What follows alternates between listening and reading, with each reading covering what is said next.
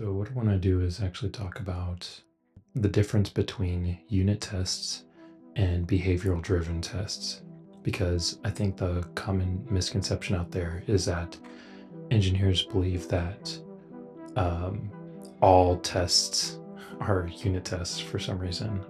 Unit tests may seem pointless because they are only testing a specific unit of your code base, but behavioral tests are actually testing that your production code works with whatever flow you want.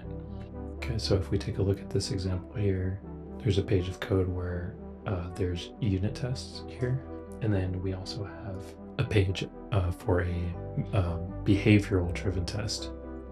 And so the first thing that you'll notice is that with the behavioral driven test, it's almost as though we're going through the process of launching the app and then doing the action that we want to test. And then we check the result. And as for the unit tests, we're just testing a specific unit of code. And really, it doesn't matter what this code is doing. Let me actually show you the difference between these two. All right, so let's look at a typical example.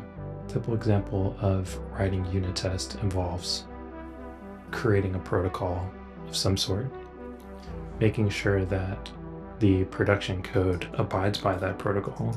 So we would do task, task delegate, VC delegate here, and that would enforce that we're abiding by the protocol. But all this protocol is doing is making sure that we have these functions here. That is really good because we have a clear understanding of the contract. And of course, it just depends on what you're doing.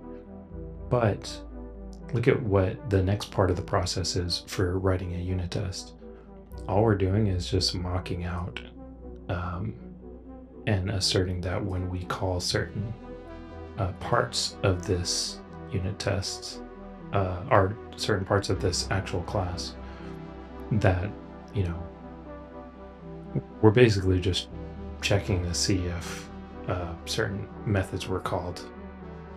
But it's never more than a one-to-one relationship unless you have some really complicated unit tests. So when we look at behavioral driven tests, we're actually just testing production code.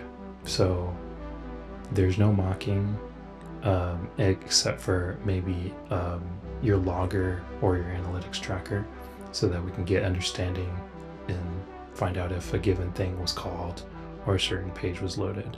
So if we look at this test here,